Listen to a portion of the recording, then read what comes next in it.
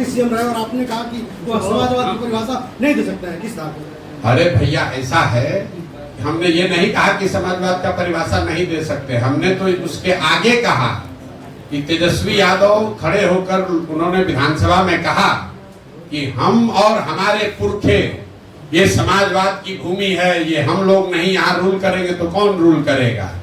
तो हमने ये कहा कि भैया ये कोई राजतंत्र तो है नहीं, और समाजवाद क्या दावा आप कर रहे हैं, समाजवाद के पुरोधा आपके पिताजी नहीं हैं, समाजवाद को बनाने वाले समझने वाले दूसरे लोग हैं। और अगर आप समाजवाद को समझने का दावा करते हैं तो आपको तो समझ इसकी है नहीं, हमको जान मालूम है। लेकिन 10 दिन 15 दिन 1 महीना अपने टीचर वोचर से एडवाइजर से के साथ बैठकर पहले समाजवाद को पढ़ लीजिए, तैयारी कर लीजिए, और तैयारी करने के बाद अगर दम है तो बिना कागज देखे हुए कैमरे पर बैठ के समाजवाद को परिभाषित कर लो, मैं मान लूंगा कि समाजवाद पर तुम्हारा अधिकार है। ये जो लोग समाजवाद का परिभाषा नहीं जानते हैं वो अपने आप को समाजवाद का पुरोधा बताते हैं। भैया लालू जी समाजवादी कहिया से हो गए?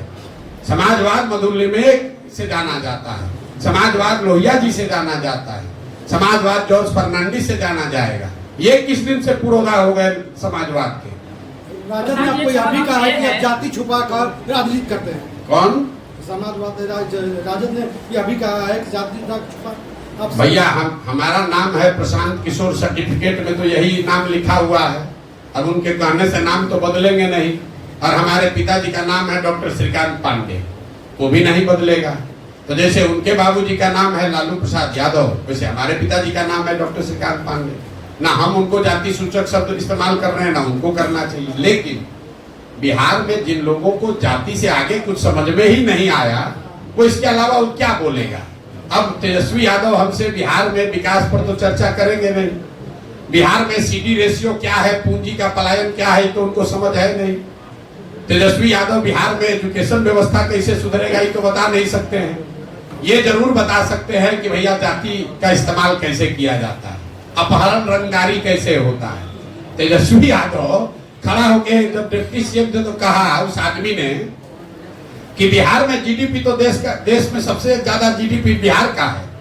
अब देखिए, जिस आदमी को जीडीपी और जीडीपी के ग्रोथ में फर्क नहीं समझ है, अफसरों ने ये कहा होगा कि जीडीपी का ग्रोथ रेट बिहार में ज्यादा है, उस आदमी को समझ में आया कि जीडीपी ज्यादा है। भैया जीडीपी के हिसाब से तो हम लोग 28वें नंबर पर हैं, देश के सबसे गरीब और पिछड़े राज्य हैं, और उस राज्य का उप मुख्यमंत्री खड़ा होकर कह रहा है कि हम लोग तो जीडीपी के मामले में देश में सबसे आगे हैं। तो उस आदमी से आप क्या बात कीजिएगा? सर क्वेश्चन है, कितनी सीटें आ सकते हैं आपके पार्टी अगर? मेरे भाई ऐसा है, बिहार में जन स्वराज 243 सीट पर चुनाव लड़ेगा, 242 नहीं 243। और उस दल के रणनीतिकार चुनाव प्रबंधक प्रशांत किशोर हैं, और अभी तक प्रशांत किशोर ने 10 वर्ष में जिस किसी को भी चुनाव लड़ाया है वो चुनाव हारा नहीं है। तो जन स्वराज भी चुनाव हारेगा नहीं, ये बात आप लिख के रख लीजिए। नमस्ते हमारे प्रिय दर्शकों, आप सबका हमारे चैनल में बहुत बहुत स्वागत है। आप लोग ऐसा ही हमारे साथ प्यार बनाए रखें और चैनल को ज़्यादा से ज़्यादा शेयर करें, लाइक करें, सपोर्ट करें, जिससे मुझे मोटिवेशन मिले और आप लोग के लिए ऐसा ही रेगुलर वीडियो डेली आते रहेगा। इसलिए आप हमारे चैनल को सब्सक्राइब करें। जय हिंद।